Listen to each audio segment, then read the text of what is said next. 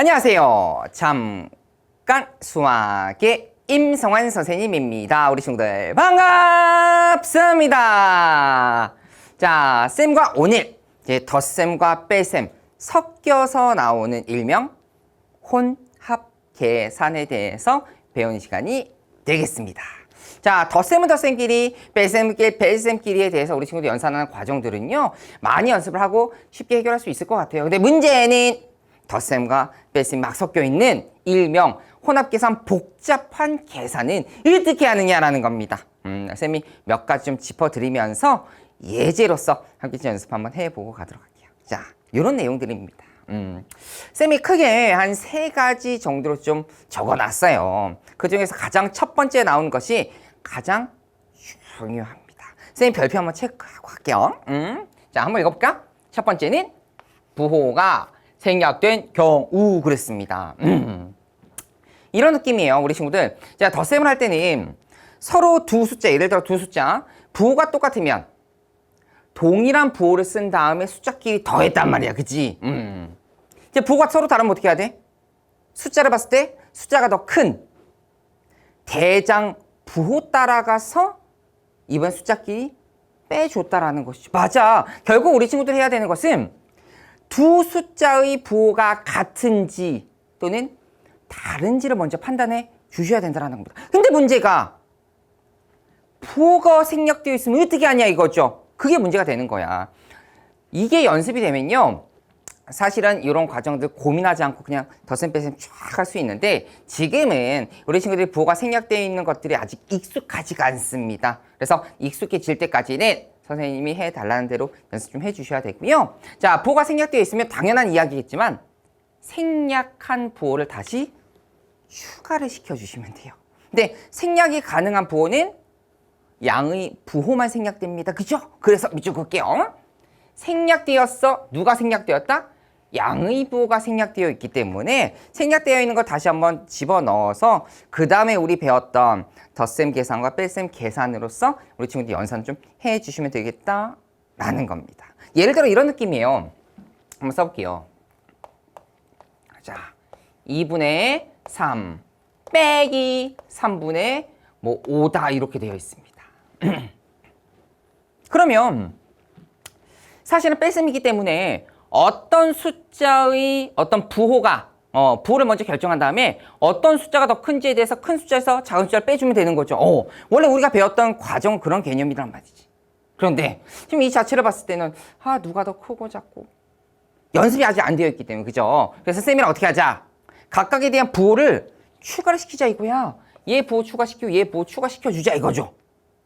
어떻게? 자, 앞에 부호가 없다라는 말은 양의 부호가 생략되어 있기 때문에 이렇게 양의 부호를 넣어주자라는 겁니다. 다시. 자, 빼기 그대로 가고요. 양의 부호가 생략되어 있기 때문에 양의 부호를 이렇게 넣어주자라는 것이죠. 그러면 우리 친구들이 연습했던 유리수의 뺄셈 문제로 바뀌게 된다는 겁니다. 자, 쌤이랑 연습할게요. 유리수의 뺄셈 어떻게 했지? 유리수의 덧셈으로 바꿨다. 어떻게 바꿨다? 뒤에 있는 값에 덧셈으로 바꿔준 다음에 뒤에 있는 값에 부호를 바꿔서 무슨 연산으로 바꿔주자? 덧셈 연산으로 바꿔서 해주자. 기억하시죠? 그렇게 연습을 해주자라는 겁니다. 그럼 덧셈 연산 또 어떻게 해야 돼요? 자, 두 숫자 중에서 서로 부호가 다르기 때문에 더 큰 숫자가 누구인지 판단하려면 통분을 해줘야 되고요. 통분은 초등학교 5학년 4학년 1학기 때 배웠던 것 같긴 한데, 자, 분모를 6으로 해가지고서 3을 곱해가지고 9로, 그 다음 마이너스 6분의 1을 곱해서 10이다. 누가 더 커? 얘가 더 크잖아. 요 대장의 부호 따라가서 숫자끼리 빼주면 되겠다. 정답은 마이너스 6분의 1이다. 이렇게 해달라는 거예요. 그래서 사실은 여러 가지가 있겠습니다만, 우선 첫 번째, 부호가 생략되어 있다면 생략된 부호를 추가를 해서 계산해주면 되겠다라는 겁니다. 아시겠죠? 자, 두 번째, 뺄셈을 덧셈으로 바꾸는 것도 당연하고요. 우리 배웠던 덧셈의 교환 법칙과 결합 법칙을 이용해서 좀 더 계산이 좀 간단하게 나올 수 있으면 간단하게 계산하고 가줘도 좋겠다라는 말입니다. 이해되실까요? 그래서 이렇게 한번 하고요. 쌤이 예제를 너무나 좋은 예제 하나 들어놨습니다. 요 예제는요. 너무나 많이 나오는 예제이기 때문에 우리 친구들이요. 한 번쯤은 선생님과 풀고 넘어가도 좋을 것 같다. 그래서 쌤이 한번 넣어놨거든요. 요것은요. 우리 친구들이 어떤 우리 친구 가지고 있는 개념 노트라든지 아니면 포스트잇 딱 꺼내서 요거 예제 하나 정도는 쓰고 가셔도 좋을 것 같아요. 자, 다음을 계산하여라 그랬습니다. 1 빼기 2 더하기 3 빼기 4 더하기 5 빼기 6. 자, 생략되어 있다라는 말, 이게 생략 기호거든요. 생략되어 있다라는 것은 앞에 있는 그 규칙대로 그대로 숫자들이 써서 늘어난다라는 뜻입니다. 어디까지? 49 빼기 50까지 하시겠죠. 그럼 이런 계산은 어떻게 하냐 이거죠. 첫 번째. 우선 부호가 생략되어 있습니다. 그래서 우리 친구들이 부호를 좀 넣어주시면 좋을 것 같은데요. 자, 쌤이랑 부호 넣는 것부터 연습할게요. 자, 하나하나 부호 넣어보자. 플러스 2. 플러스 2. 그치. 플러스 3. 플러스 4. 그치. 이런 식으로. 부호를 먼저 넣어보세요. 아직은 우리 친구들이 익숙하지 않기 때문에 부호를 넣고 나서 고민해보자라는 거. 이 정도 괜찮지. 자, 그 다음에 뺄셈 연산은 덧셈 연산으로 바꿀게요. 자, 플러스 1. 더하기 뒤에 있는 값에 부호를 바꿔주고요. 자, 플러스 3. 더하기 마이너스 4. 그렇지. 플러스 49. 더하기. 그렇지. 이렇게 되는 것이죠.